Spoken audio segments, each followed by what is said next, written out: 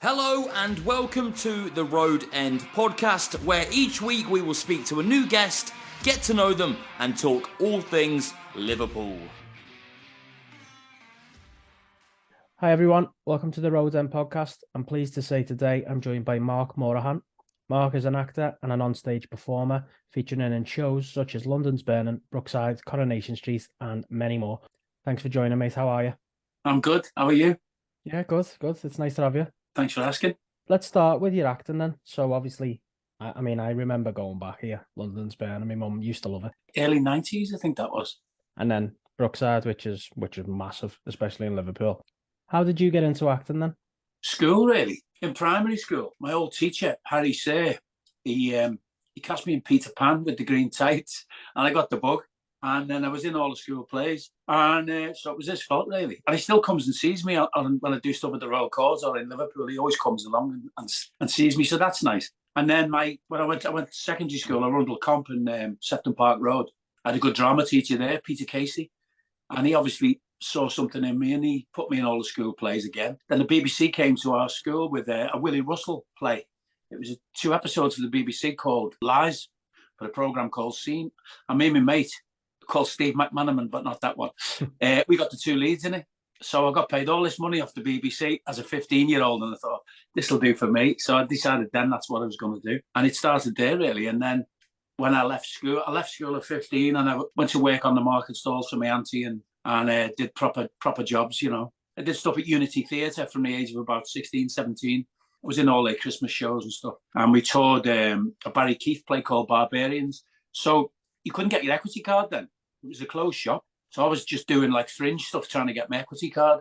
It took me a few years. And then I joined ART, which was Ricky Tomlinson's agency. Did a bit of extra work and got a few parts. The first part was a cough and a spit on bread, playing a copper.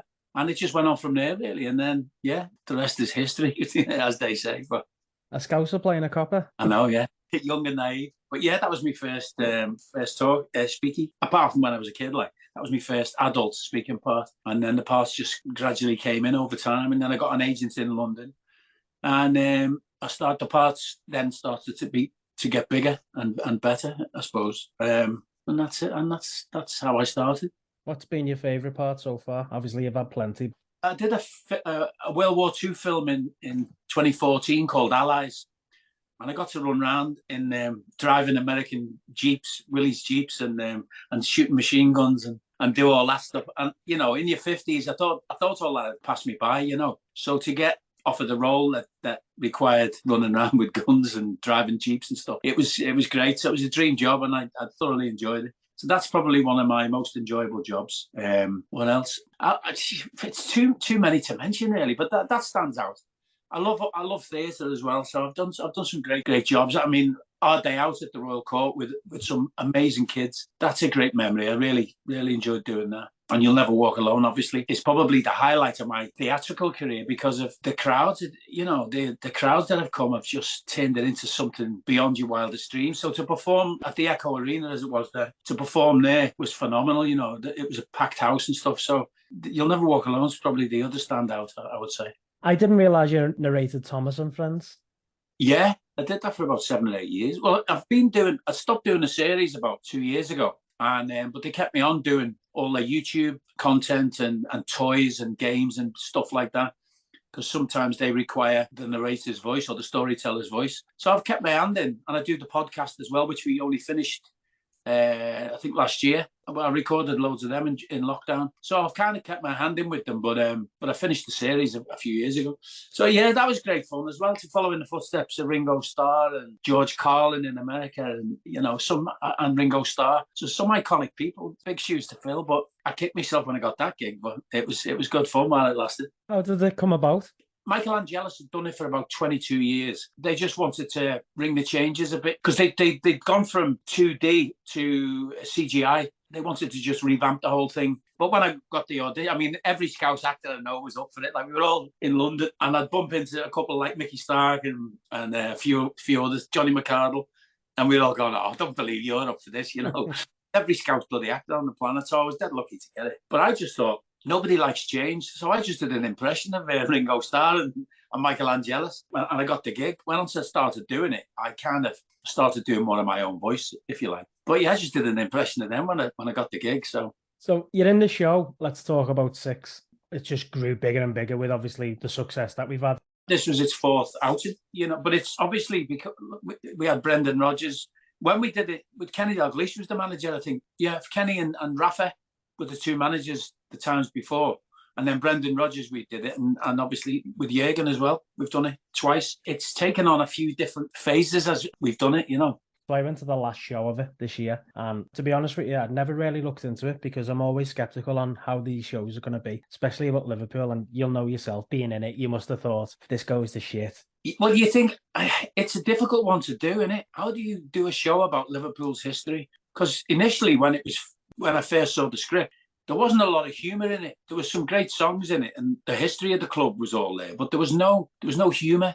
And I thought, well, it won't work without humour, because obviously you've got Hillsborough and Heysel, which we had to tell, and we had to tell it in the right way. But when you've got all those dark things in a show, there needs to be lots of light and shade. So that's when we added all the skit on Dalglish and Beardsley and the Scousers, and we put all that stuff in. And it really does lighten the load, and it is literally, I know it's a cliche roller coaster ride, but the show is literally a roller coaster ride. And I think it takes you through every single emotion, and the music helps. There's some amazing songs in the show. So yeah, it was a real group input from everybody. The show at the beginning to how it ended up, the two different animals, virtually unrecognisable. And that was down to an amazing cast, brilliant directors. Howard Gray, fantastic musical director. So without all those guys combining their talents, the show wouldn't have been as successful as it is and was. I'll be honest, you've just summed it up perfectly, the roller coaster. Because 1 minute I was laughing my head off, the next minute with obviously the Hillsborough and Heysel, I was an absolute mess. And you look around the room and everyone's the same. It's a proper story. It's not just the show. It goes from everything. And well, the other thing as well, which we put in this time, obviously we lost Anne Williams, so we needed to have Anne at the end of the Hillsborough. And, it was tugged at your heartstrings, and it went down a storm because the crowd recognised it, and just thought, give it a massive tribute, which she wrote so richly deserved. So, just little bits we added like that made a hell of a difference. This is the best we've ever done it this year, I think. Is that coming out again? Is the plans for that next year? It won't be back in Liverpool for probably 4 years. I think that's the cycle they're looking at. But I know they're talking about, because there's loads of opportunities. This would go amazing in America, Australia, Norway. We were going to take it to the Far East, and something happened over there. The set had already been shipped out, and then there was a big mix-up with the ticket sales or something in Kuala Lumpur. So it got scared. We'd all had all our jabs and everything, and it got shelved. So there's definitely scope to take it abroad. I think what they'd like to do is go on the club's pre-season tour, say in America or wherever they go, and put it on in a venue alongside the friendlies and the training sessions and whatever. But the club, since the owners have changed, the club did get involved at one point. I think the last time we did it, and it was the official history of the club, and they endorsed it. But now FSG, it doesn't make enough money for them. They're dealing in millions. Ours show is probably dealing in thousands. So it wasn't a big enough event for them to get behind, which is a shame. So I imagine the producers are looking for sponsors to get it abroad and get it to a wider audience. And I hope that happens, because I think it would go a storm. I really do think it would. In Australia as well, it would go down a storm. So I think the scope's there. It's just all the pieces have got to fit together at the right time. If you take that abroad, I think it'll educate a lot of people, because obviously we've gained a big, massive following, more than we ever have in the last 5 years due to Jurgen and obviously everything what's happened. But I think the background of the club, it needs to be out there. People need to hear it. People need to understand it. Well, because kids don't necessarily know. They know up to a certain time. They may remember as far back as Kenny being the manager, but they don't necessarily know the full history of the club. So for kids, kids have loved it. We've had such a great reaction from like 12, 13-year-old kids, who didn't realise the success. Most Reds my age drum it into your kids. I've got 4 daughters, and they're all Reds. I live in London now, but my 2 kids have got southern accents, but they're both Reds. They didn't have an option, when they go to a school, they're all Chelsea or Arsenal or whatever, but there are a few Reds in the school. It's taken on a whole new dimension, the show, so long may it continue. Yeah, I wish you all the success with that in the future, mate. It's brilliant. The cast, like you said, the cast is superb. and I think you all had your own unique little bit to it. Well, the thing was, when we were going to do it last time, it was just before lockdown, and I wasn't available. I was due to go on tour with another show, and I wasn't available, so they were going to get somebody else to do my part. So it just worked out, because had the lockdown not happened, then I'd have probably lost the part. So when it came up again, because I feel like it's my baby as well, because I've contributed so much to it, as we all did. It's a personal thing. I don't want anybody else taking my part, because I created them, and it would be weird for somebody else to step in, and because it's one of those jobs that you want to keep going back to and revisiting and adding new things to. But I was amazed we didn't have a 4-hour long show, because there was so much new stuff we had to put in. But we managed it, and it went down a storm, and it worked really well. That's it. I think the timing of it, from the start to the end, I think it's just right. People's attention spans are not, especially in a theatre. You don't want anything longer than 2 hours if you can help it. And if you can get each half under an hour, then you've cracked it, really. To hold an audience's attention, that's why it goes so quick, because there's so much going on, so many different sketches, different songs. The show drives like a steam train, it really does bounce along. So it's come and gone before you say, what did I just see? And it feels like that when you're in it. No sooner as you come out for the opening, You'll Never Walk Alone, and it's over. And I think that's why it works so well. Just out of curiosity then, because obviously acting, it's something different every day what you're going into. I imagine, I'm not an actor. The stage is obviously, you're doing that every night. Does it get boring? You'll Never Walk Alone never got boring at all. Every show you do, there are always scenes that you really look forward to, and some you don't. Some you think, oh God, I hate this scene. But in You'll Never Walk Alone, you knew what was coming, and it was a joy to be in every scene. And when you're wearing stuff, I'd sit in the wings and watch my mates on stage enjoying what they were doing. And I loved Jake doing Bob Paisley, and so I'd watch them and enjoy, like an audience member watching the show when I wasn't on stage. And I don't normally do that with a play, but with this, it's something different. But I've just finished a tour of Tuppence Across the Mersey. We did a national tour. I finished 2 weeks ago at Emmerdale in Liverpool. But sometimes during the tour, you'd be sitting in the wings waiting for your cue to come on, and I'd zone out, because it's quite low key. It's quite depressing, and there's some comedy in it, but it's a sad story. It's a true story. So you're sitting in the wings, and sometimes I'd zone out and nearly miss my cue. Like, oh shit, I'm on, I better get moved on. But you couldn't do that with You'll Never Walk Alone, because it was so pacey and so vibrant and loud and all the rest of it. Well, you all look like you'd enjoyed it, and I think that's the main thing from the crowd as well. Well, definitely, and you obviously get energy from an audience, and it's so unique. They're all courts unique anyway. It's not like any other theatre, because you got the tables and people can have a drink and a meal, and so it's more like a Parisian nightclub. I often refer it to, but I compare it to. So it's very unique, and the audiences that go there, it's all about the Scouse humour. So on top of that, you've got a gang of Liverpool fans. So the mixture of the two is a formidable audience, really, to play to. While we're just on the subject of Liverpool, what's your earliest memories of being a Liverpool supporter?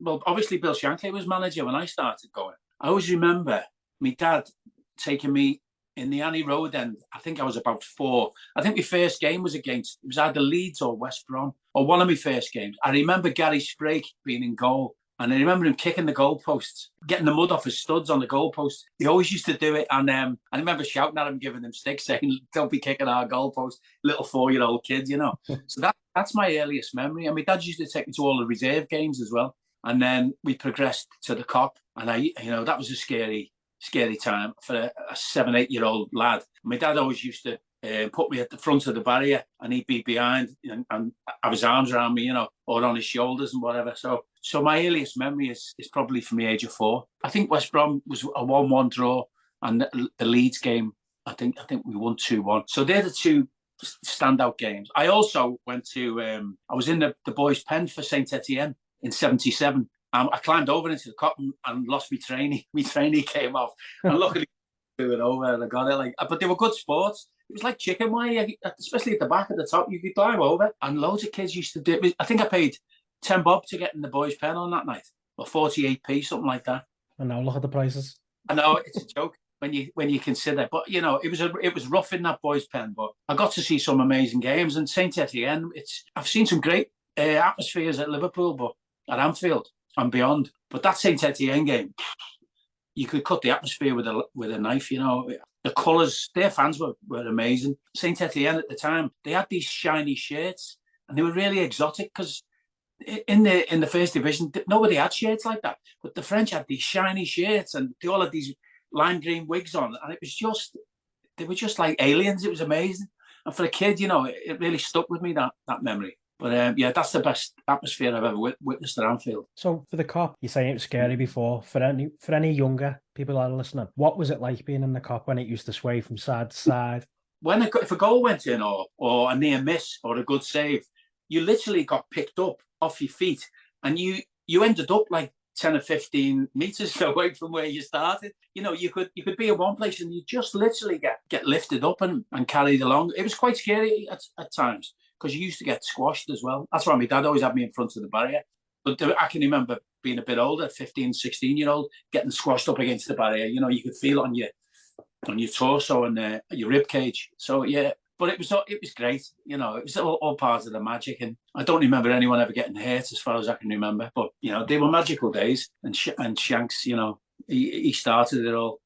He's still my number one hero.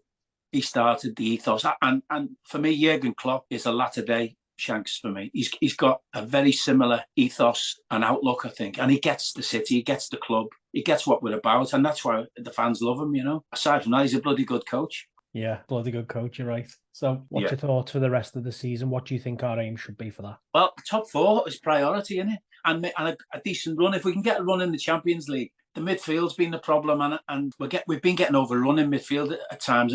And the problem is, I think they're not getting any younger, and the intensity of the season before, I think it's taking its toll on them in some way. We just don't have the same intensity, and I think the lads at the back have been exposed at times. And for me, it's been the midfield that's been the issue. But if you take the players individually, I mean, I love them all. Thiago's he's just a genius, and he's so cool on the ball. And I mean, who doesn't want to go and watch Thiago every day? I wish we had him in his prime. That's the only thing. He's getting on a bit now. Hendo, another one, is getting on a bit. So I think we need. For me, I would like to see us sign a defensive and an attacking midfielder established, and pull the stops out and spend money and get two really established midfielders. Don't ask me who, because you're going to have to pay ridiculous money, aren't you, for whoever. And when I see transfer rumours on Twitter, I just ignore it. I just scroll past. I just think, nah, go away. It's just, what do we call them? In the nose or KFA? What do I call them? No fuck alls, I call them.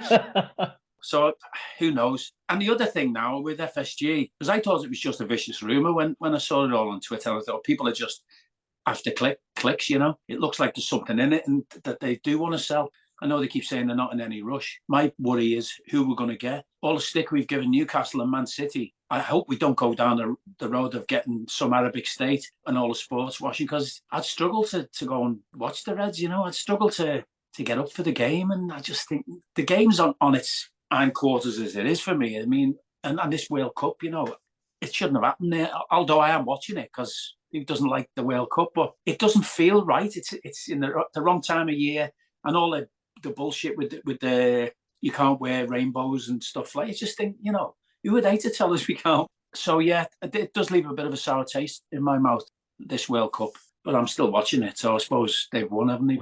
That's the thing, isn't it? I think from our side, things are rights are different than theirs and what they believe in and everything like that. But like you said, who are they to tell us not to wear it? Except it's their country and we have to uphold, their laws and whatever. But the World Cup is a global event.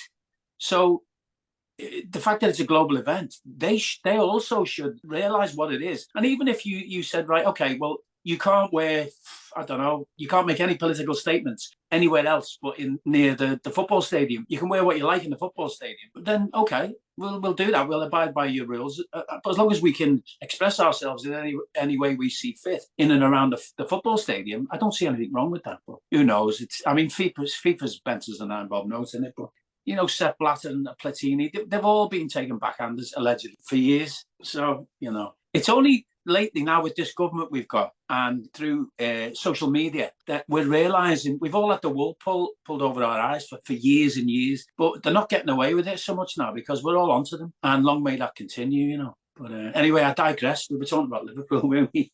So Liverpool, I think top four, and I'd love us to win another domestic trophy. The FA Cup, another FA Cup win would be amazing. As long as we get Champions League football, I think that's the main priority. I'd love us to get go all the way in the Champions League final, but I just don't think we've got the strength in depth this year to go all the way unless we pick somebody up in January. The momentum they were starting to gain, is it going to be like another pre-season where we slow starters and, to pick that momentum up again? I think it's tough. I think it's going to be tough for everybody, but just depends what state the players come back. We asked our guests to choose their ultimate five-a-side team who they've seen live playing for Liverpool. Let's find out what they said. From a goalkeeper to the forward, you give me your 5 best players that you've seen in a Liverpool shirt. 5-a-side, okay. Well, in goal, I'd put Ray Clements in goal. Ooh, I'd have Alan Hansen. That's tough. Phil Neal, Alan Kennedy. How many's that? 4. Oh God, I've got no attackers, have I? I've scrapped that. So I'd have Ray Clements. I'd have Jockey at the back.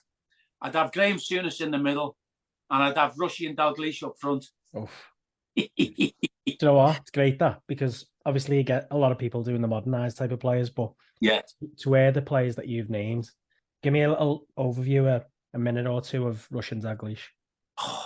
Well, I mean, Rush's record speaks for itself, doesn't it? What a goal scorer he was, and he wasn't just a poacher. I mean, he was a strong lad. He was you couldn't get the ball off him, and the gegenpressing. I mean, he was the first one for me.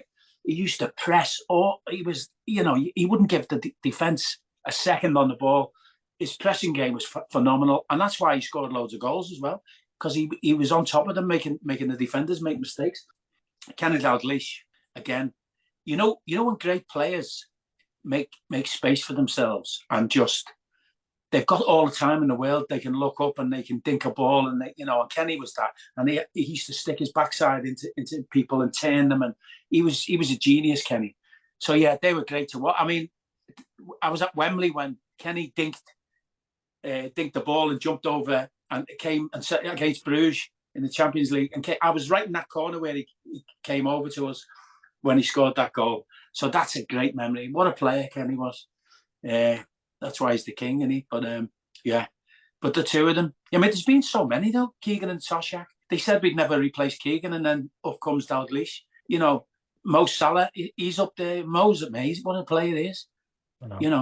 Stevie G. I often compared Stevie G with Souness, and I think it's a close run thing. I think Stevie may edge it, but I think Souness he's tough as old boots, and to play in the era he played in. I mean, just look at the pitches. If you look at old footage, the pitches they played on, the skills levels they had playing on, on their ploughed fields. It was just in the dead of winter. They were tough lads. Tommy Smith, those guys, they were tough lads, and that's what I was brought up watching. And when I played myself, I was a left back because I was left footed. That's how I started at school, and then switched to the middle, and I was a centre back, and that was my game. I was just getting stuck in.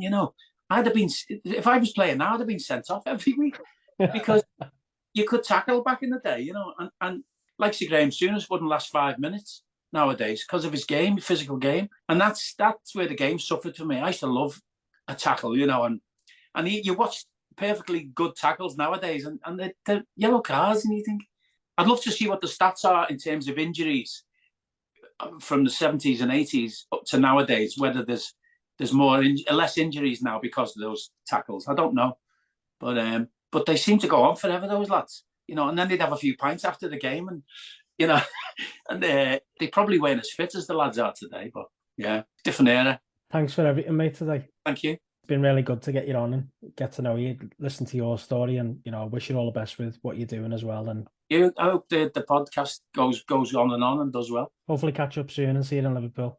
Absolutely, pal. Take care. Cheers, Mark. All the best.